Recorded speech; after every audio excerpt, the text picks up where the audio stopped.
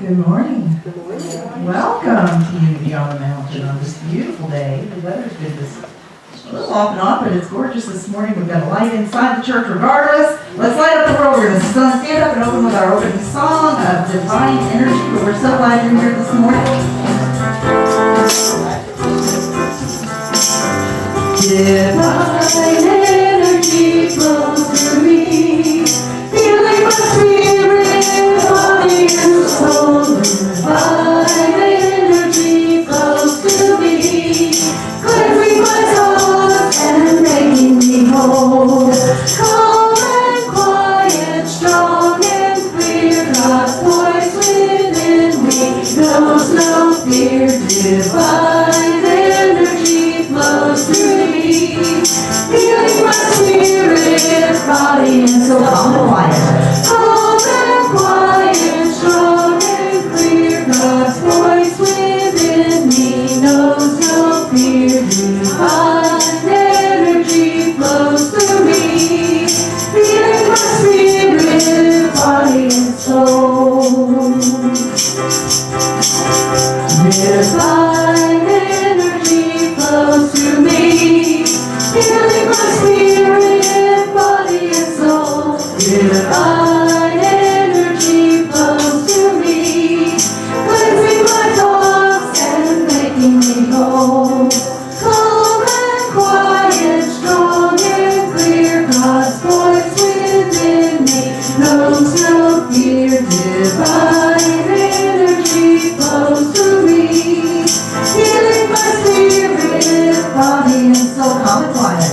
Calm and quiet, strong and clear, God's voice within me knows no fear. Divine energy flows through me, healing my spirit, body and soul. Healing my spirit, making me whole.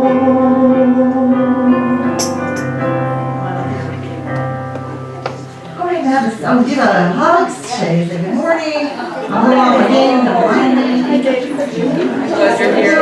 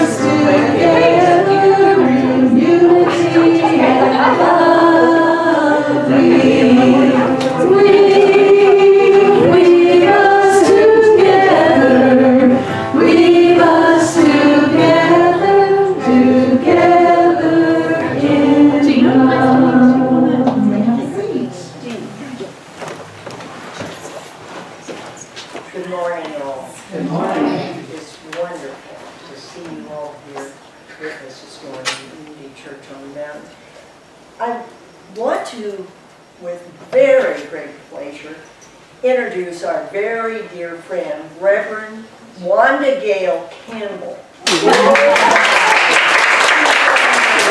Speaking later on in the service.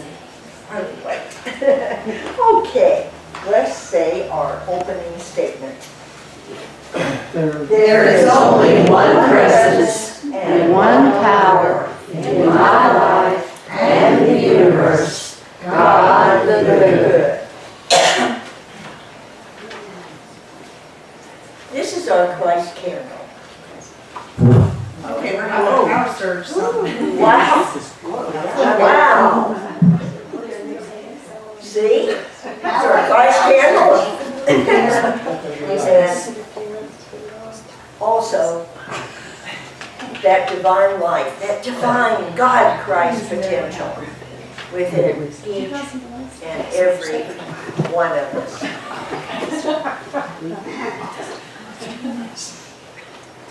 say our It's in your program, it's, vision and mission statement is in here, does everybody have one? Wonderful, so we'll go ahead until they get that, sent back up. Yeah. We'll go with this. Okay, centered in God. We inspire spiritual transformation, creating a world of love, peace, and prosperity. We are an inclusive spiritual community, inspiring, awakening, and serving in love. Children's questions, I love this. Let us think about the special children in each of our lives that are just so precious to us, and also all the children in the world. And let us not forget that inner child. Keep him or her very, very healthy by saying, we love you, We bless you. We behold the Christ in you. We accept you just the way you are. Walk in beauty. You are divine. And talk about divine spirit, whatever that was kind of cool, it's never happened before since I've been here about 7 years. But the next song is amazingly in Brent's songbook, so we don't need the audio visual for right this moment, but it's song number 27, in your red book, so let's, divine order, right on in here. So we're going to go ahead and stand up, and we'll go ahead and sing this song, number 27. You ready? 27? Right. Joyful, joyful, we adore thee, God of glory, Lord of love. Hearts unfold like flowers before thee, opening to the sun above. Melt the clouds of sin and sadness, drive the dark of doubt away. Giver of immortal gladness, fill us with the light of day. All thy works with joy surround the earth, and heaven reflect thy grace. Stars and angels sing around thee, center of unbroken praise. Field and forest, vale and mountain, flowery meadow, flashing sea, chanting bird and flowing fountains, call us to rejoice in thee. Thou art giving and forgiving, ever blessing, ever blessed. Wellspring of the joy of living, ocean depth of happy rest. Thou our Father, Christ our brother, all who live in love are thine. Teach us how to love each other, lift us to the joy divine. One more. Mortals join the mighty chorus, which the morning stars began. Father love is reigning o'er us, brother love binds hand to hand. Ever singing march we onward, victors in the midst of strife. Joyful music leads us onward in the triumph song of life. You may have a seat. We allow that energy to flow through those prayers that are in our hearts. Those prayers that have been with us and are out there in the future. We hold that divine energy, healing now in the moment. Thank you, God, and so it is. Amen.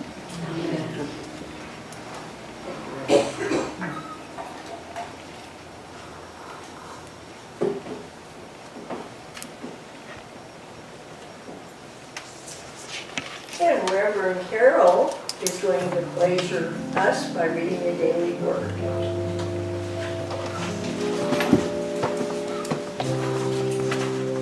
Divine expression. I am designed to see light and love. Ralph Waldo Emerson described prayer as a soliloquy of a beholding and jubilant soul. A soliloquy of a beholding and jubilant soul. Divine Spirit is always inviting me to behold the love within my heart and to celebrate it. I was born with an unlimited capacity of joy and love. So it is easy for me to live as the jubilant soul Emerson identified. When I pray, I acknowledge truth's expression in my being. I acknowledge the divine expression in all living things. I release any preconceived images and ideas about people and situations, and instead behold the divine in each one. I read that sentence again.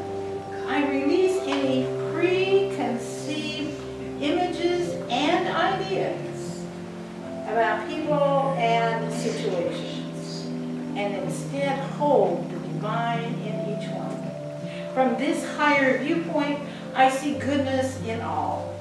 With a gladness of heart, I embrace my proclivity to see the divine in me and around me. And from Acts, for in him we live and move and have our being. As even some of your own poets have said, for we too are his offspring.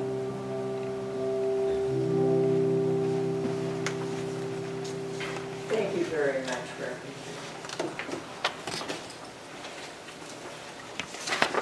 Let us still our minds and be our lives and prepare ourselves to say our sacred Lord's Prayer. Our Father, who art in heaven, hallowed be thy name. Thy kingdom come, thy will be done, on earth as it is in heaven. And give us this day our daily bread, and forgive us our debts as we forgive our debtors. And lead us not into temptation, but deliver us from evil. For thine is the kingdom, and the power, and the glory, forever. Amen. So I invite you just to place your feet on the floor and just feel your feet as if they were bare feet on the earth itself. And just allow for a moment to be fully connected and firmly planted. And then slowly come up the body and rest at the top of the head. Allowing that groundedness to be part of this experience.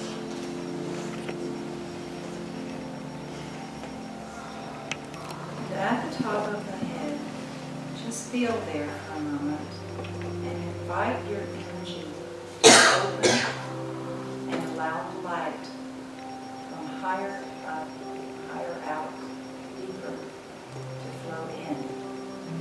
And just gently, like a soft, gentle summer rain, just gently come down through the body, the inside of the body, and the energy field.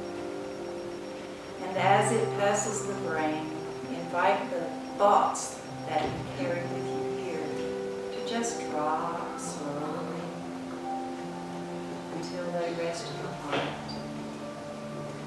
And begin to feel this space that we share together.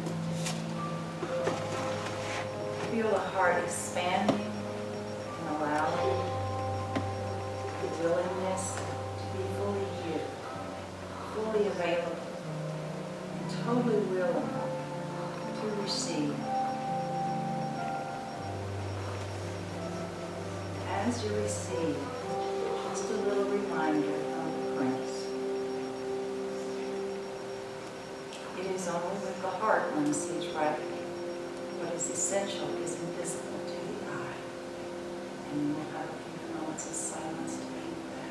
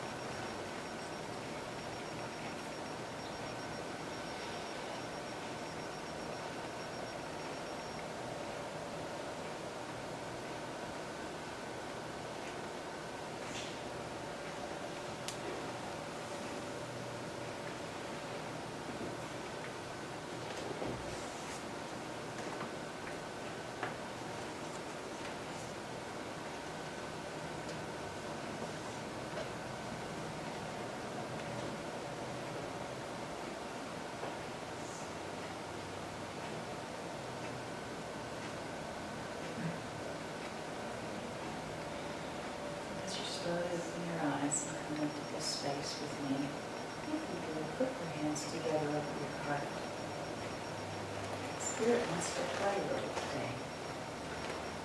So open your hands, put them next to your cheeks, and say with me, I am light. I am light. Move them down to the belly. I am life. I am life. Up to the heart like this. I am love. I am love. Now put them together again and say, I live from my heart and I give all of my love to the world.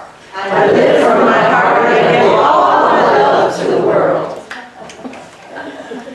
Thank you. I'm sorry if people on the back couldn't hear my meditation. I tend to go low when I speak in meditation, but it'll be okay. Spirit's here, whatever. Whatever you got, that's what. We're going to talk about awakening today. And I just want to start with a little disclaimer. I don't think awakening is a linear progression. So consider it circumambulation and source is the center. But in order to talk about it, we kind of have to put it in a linear way. So we're going to start with search. The word is searching. There's several aspects to awakening, and I'm not going to touch them all, and I'm not going to go in depth in all of them. But just to touch on, begin the search. Can you remember that moment in time where you made a choice to step into a new opportunity where you were willing to let go of those things you believed and had been taught as a child, and you began to become your true self just by searching for something more? See, I think there's a spark in all of us that leads us always into something more. Not in a physical, material way, but in a spiritual way.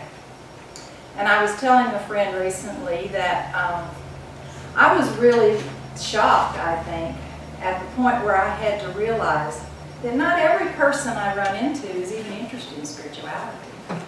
It's such a big part of my life, I thought it was like that was everybody's experience. So it's been a little bit of a harsh awakening for me to realize not everybody's really interested. Their time will come, but not on my agenda and not on my schedule. So I just trust that.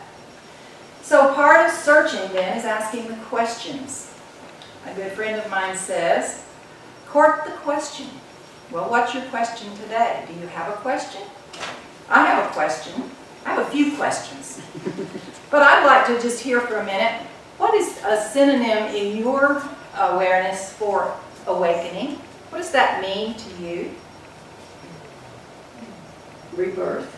Rebirth. Enlightenment. Enlightenment. Being present. Awareness, being present. Opening. Opening. Oh, I love it. Gives me little tingles. Well, I wanted to just start with another disclaimer. I'm in disclaiming mode for a minute. A few months ago, I had an email from one of my previous teachers that said, if you want to become enlightened, give me a year of your life, and I will guarantee you, at the end of that year, you will be enlightened. Now, that was a pretty bold statement, wasn't it? Yeah.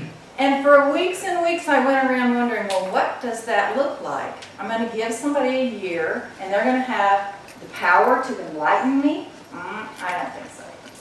That was my mind. Well, later, in a whole different environment, I ran across a definition of enlightenment. And I thought, well, you know, maybe maybe it was possible what he said. The definition I found said, if you are full of light, you are enlightened. So what he really said was, give me a year and I'll give you a lot of light. So I can go with that. But as we question, we begin to discover. So I'm encouraging you, no matter who says what, question it. In your own heart and mind, question it. Because the truth is going to always be the truth. But I'm not always ready to receive the truth. So, for instance, this week, I heard in a movie that I probably wouldn't have chosen to watch in a whole different place, but it was a good time. And in this movie, I heard a woman call a friend of hers righteous. She said to him, "You are a righteous man."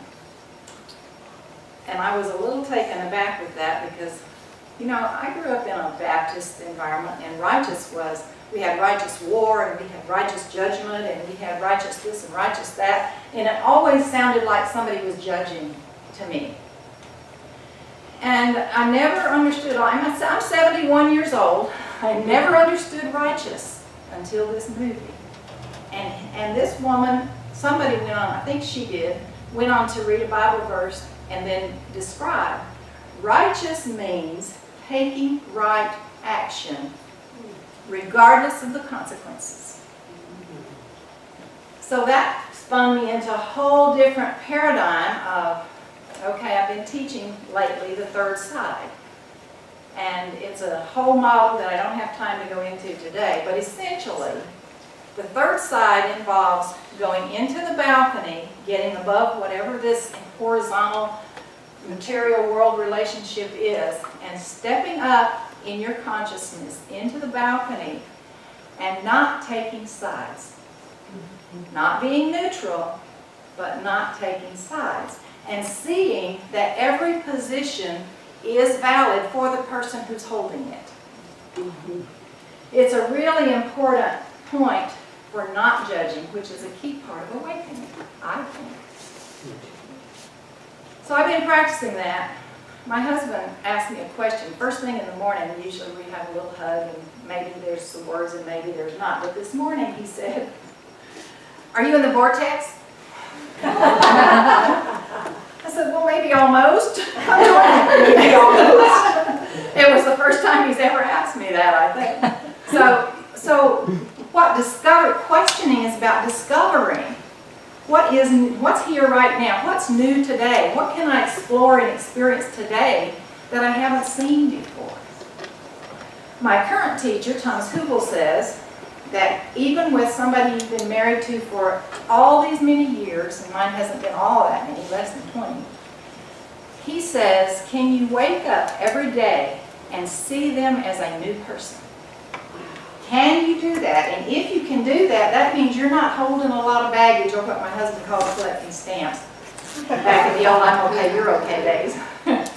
So there's no collecting stamps if you come into this day with newness and freshness and see those people that you love in a whole new way. I don't usually give homework at the early part of the talk, but I'm going to do it today because it's come up. So your homework for this week is, and by the way, the daily word pretty much said it a lot. Can you hold the consciousness so that every encounter you have this week, you see the consciousness that isn't the personality and the human being? Can you hold that newness, that like a fresh dew, and see what is the gift this person is bringing me? Because there's really, well, if you want to get really mystical, there's nobody out there. There's what? There's nobody out there. Mystical. They're all in here. We are all in here. So the whole idea of awakening is to get to that state I believe, where we are aware, moment to moment, we are one. There's nobody out there, there's nobody who's not as good as me, there's nobody who's better than me, there's no teacher to put up here on a pedestal, there's nobody to drag down and say, well, their God's not as good as my God, and I've been there, but trust me, I know how that feels, to think my God's better than their God. Well, who? There is only God. That's all there is. So part of the questioning is learning to discover and discern. Now, how do we discern? I don't know how you do it, and some days I don't know how I do it, but there's always inside us that spark of source that knows the truth for us even when we don't. And it always holds in trust for us the truth, what is really true with a capital T.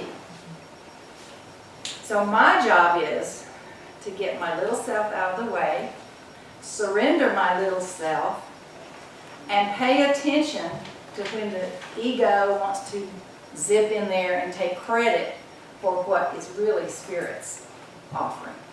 I want to read you just a little from a book that I highly treasure. You can see it's kind of dog-eared and worn. And what this is the Holy Spirit's interpretation of the New Testament. Now this book is designed to read the New Testament and then read the corresponding interpretation. And I have to tell you the many times that I've tried that, and I don't read the New Testament much anymore, because I read this because it's better for me. But the times that I've been able to try to correlate it, I don't often find in my thinking mind a parallel or correlation. But I do find when I go into my heart and allow Spirit to give me discernment, then I know what's true. So I want to share just a little bit of what Spirit has to say about discerning between ego and Spirit. So this is Holy Spirit talking, ostensibly. Now, I didn't write it, so I can't say that it's 100% Holy Spirit, but I can say that when it speaks to here, I trust it. So this is from the 19th chapter of Acts. And it says, the ego is the nature that desires to protect you from attack based on fear, guilt, and unworthiness. If you find these at the basis of your reason, you can know you are reasoning for self-will and the individual. Now, before I complete this, I want to go back and sort of elaborate a little on the third side. Taking the third side means, as William Ury puts it, a triple win.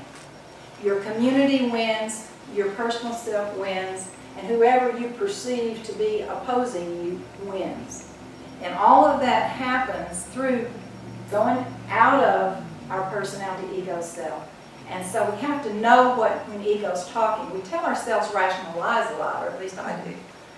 We try to make everything work in the way ego wants to see it if we're not holding a balcony consciousness as much as we can.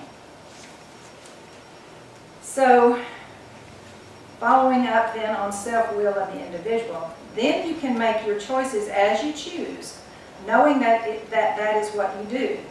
You need not feel guilty for your choice because the Son of God is free to choose as He chooses to be. Now, the only thing I would change is I would say he and she, but, you know, that's just semantics. The characteristics of the right reason of the Holy Spirit are wholly different from the characteristics of the reason of the ego. If you take time to seek for why before acting or reacting to anything or anyone at any time, you can know the reason that you follow and you can know the will that you choose. And what I get from that is, if we aren't reacting based on old habits and old patterns and impulses, but we're actually checking in within to see what's going on for real, then we can make prudent choices that are loving and life-affirming. Those are my words, of course. So to finish this, the Holy Spirit is love. But since love is unfamiliar to you, this may not be the characteristic that you can know and follow. Therefore, the characteristics of love are these: peace, acceptance, joy, recognition or remembrance, and always the purpose of one. So any choice we make that isn't life-affirming and all-inclusive is probably less than the balcony consciousness. Is that making sense? Yes. Cool. I like it when words make sense. So when we surrender who we think we are to what's real, then we can begin serving the one, the wholeness, humanity if you want in this case since we're on this planet, from that place of joy. I was very privileged, I don't know, somewhere in the late 90s. Deepak Chopra came to Nashville and I was with a group from Unity Church and we went. And he's an amazing person, first of all. And I had a personal encounter with him just for a brief moment. And the reason I had a personal encounter was because I was sitting on the seat that was right up from the stage where he was sitting, and when it was over, I jumped right up there and asked him to sign my book. And just for a second, I touched his hand and looked in his eyes, and in that moment, we were one. But he told me something in that talk that I have never forgotten. He says, if you're not serving with joy, then you're not really serving. You're serving no one but your own self and your own ego and your own self-will. And I thought about, God, all the years that I served out of obligation because somebody told me I should, that I ought to, and that I must if I wanted to be accepted in this one community where I was living. And I just took a deep breath and I said, thank you, Deepak Chopra, for being the voice of spirit to clear up for me that if I'm not joyful about it, I shouldn't be doing it, and I can impose it on myself. I'm not going to let anybody else do it. But I had to then go through, and I'm talking years of a process of questioning everything I ever believed. And where did I get it? And why did I believe it? And what's my motivation for doing anything that I do? So I'm learning to ask, why am I going to do this? Especially if it's a service kind of thing. Now, I think it's perfectly okay to do it just because I want to. But I will not do it because I feel like I ought to. I'm just going to be stubborn. Well, guess what? Ego is stubborn, isn't it? So I have to step back again and question, okay, now what's my motivation for saying no to that? And really get in touch with what's really going on in spirit that's bringing me to a place of service. And if I'm resisting it, what am I afraid of? I mean, that questions can be endless. But you know what? When you get to that place of acceptance, self-acceptance, with the big S or even the little s, when you get to that place, the questions just seem to go. Acceptance leaves not much for anything else. There's no judging.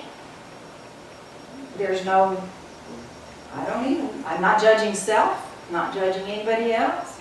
Have you ever been there even for a minute? I'll bet you all have, at least for a minute. Yeah.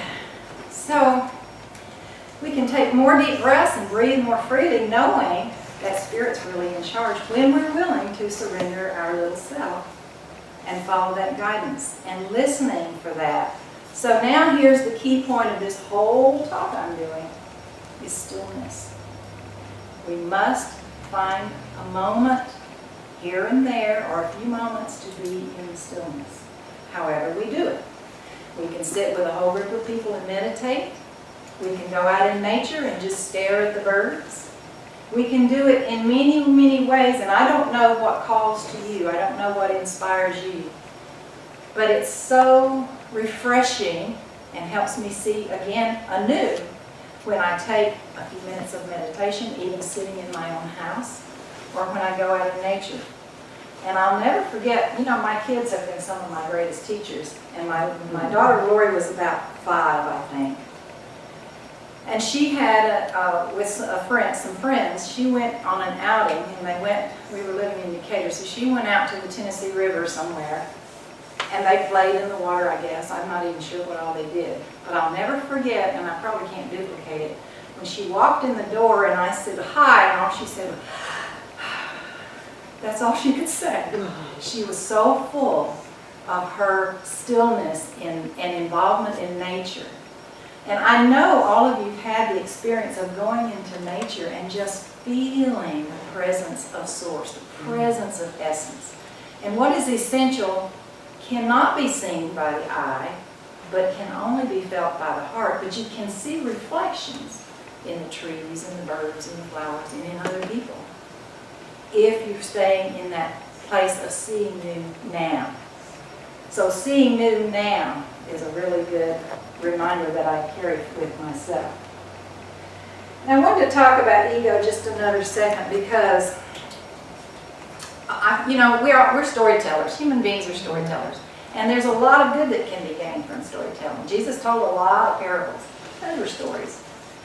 So years ago I heard, and this was a true story, there was a nun who had had a romantic encounter during her teenage years, and as a result of that not lasting, she had gone into the convent.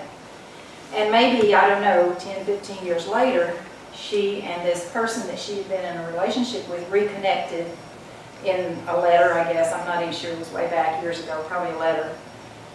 And he had asked her, was there any chance that she would be open to leaving the convent and coming back and trying again in this relationship? So she did what a good nun would do. She said, well, I can't answer that right now, but give me some time to do prayer and meditation about it, and I'll get back to you. She didn't specify how much time. But she spent a few months in seclusion, and she did her prayer and her meditation, and she came out of that and she said to her Holy Mother, I'm going to do it. I'm ready. I'm going to do it. So she contacts the man. Guess what? He was married to somebody else by then. So a lot of times, and I'm telling this story only to make a point that often we think it's our spirit when it's really our ego. And we really have to pay attention to what is the difference. So if it's self-serving, it's probably ego. And if it's joyful serving that benefits the whole, it's probably spirit. Now that's just one way. But just know all of us have probably been there where we thought we were in the flow, we were fully connected, and then there was this little wake-up call. And Spirit said, that wasn't me. So again, we have to pay attention to what's real in the heart. We can think ourselves into anything. We can think ourselves out of anything. We can rationalize all day long. And I'll tell you, I heard somebody the other day, and I had this experience not long ago where I was talking with a person who was in crisis. And I kept saying, well, how does that feel? And she would give me thinking words. How does that feel? She could not find a feeling word. And I heard somebody later refer to that as thinklings. Well, we do a lot of thinklings, and we think we're feeling when we're really not feeling.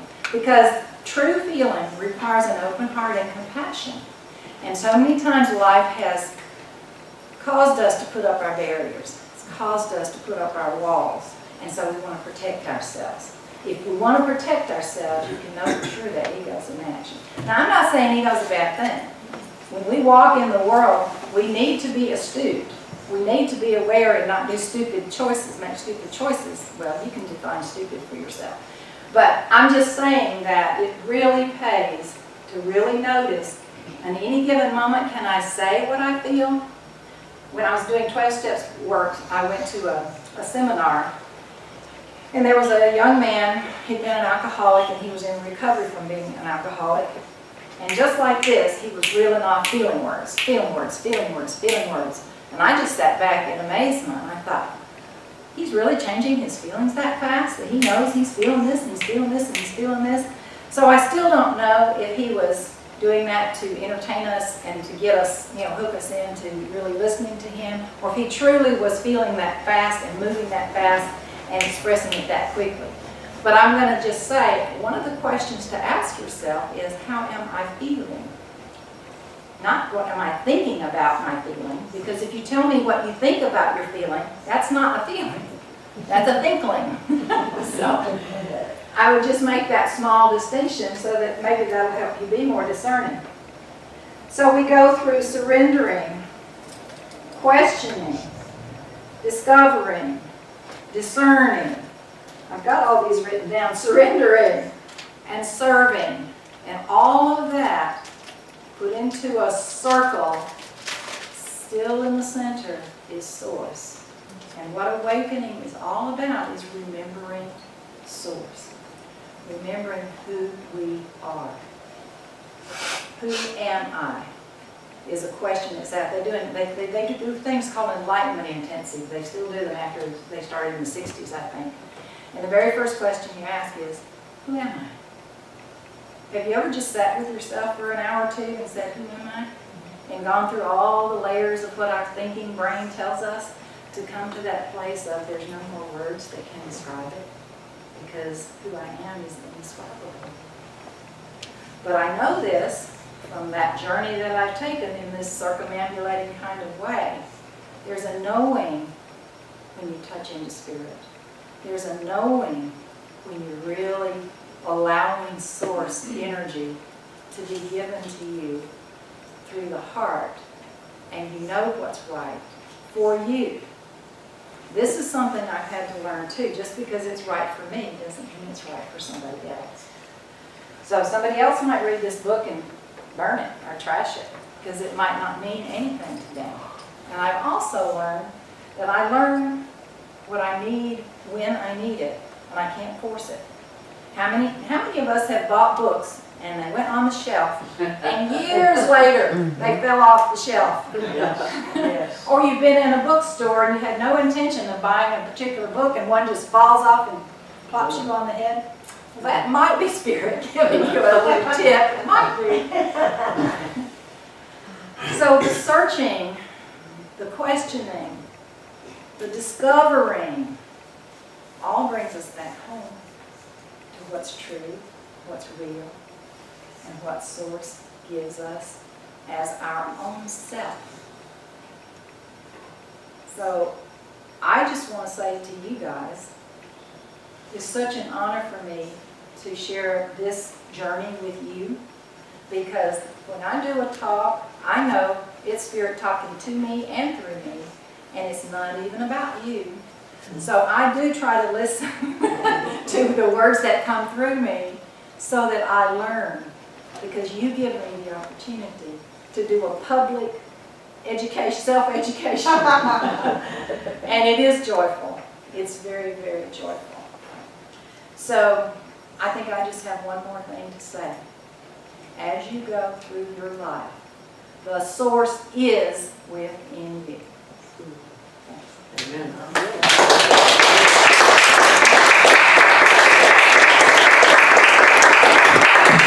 Thank you for blessing us. Thank you, Wanda. Yes. Thank you so much. So we're going to go ahead and stand and sing a song. Do we have baby up back up? Yay! All right, see, we had just enough time. It was perfect. We're going to sit down and done it in a while, but it's real fun. Even on a bad day, you're a child of God. Here we go. Are you ready? You panic cause you overslept, you rush to your chores. You race out of the house and slam your thumb in the door. Then you pull it into traffic just a little too slow. The pilot leaves your crumpled car in need of a tow.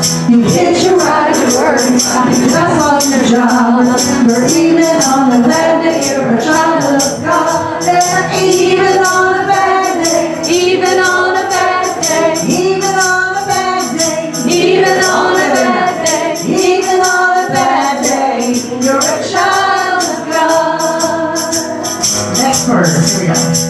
You go to dinner with some folks you hope to impress. You cut your hair, you buff your nails, you dress for success. The ritzy place in town is where they take you to eat, but somehow you forgot that the dinner's a treat.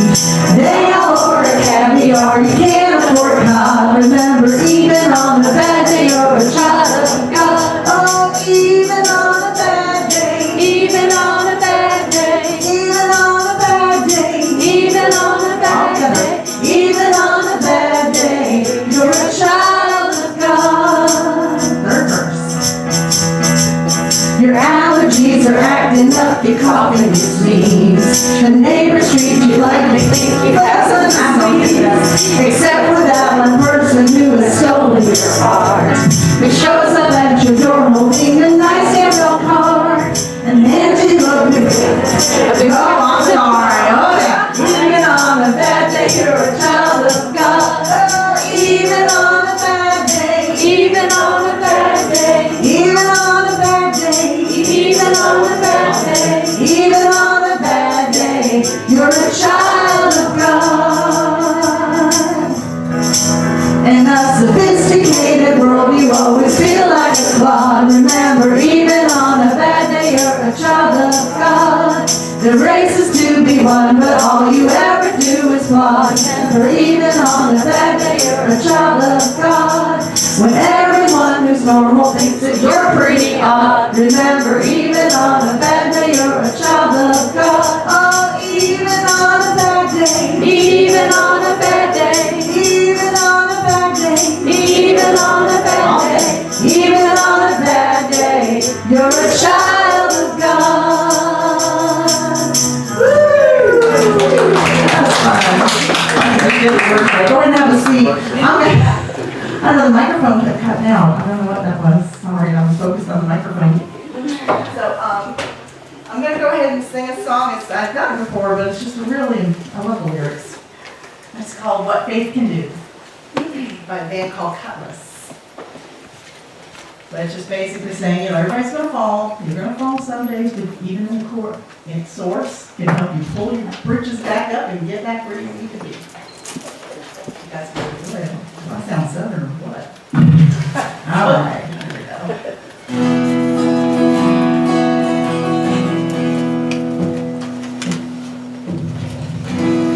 Everybody falls sometimes. You gotta find the strength to rise from the ashes.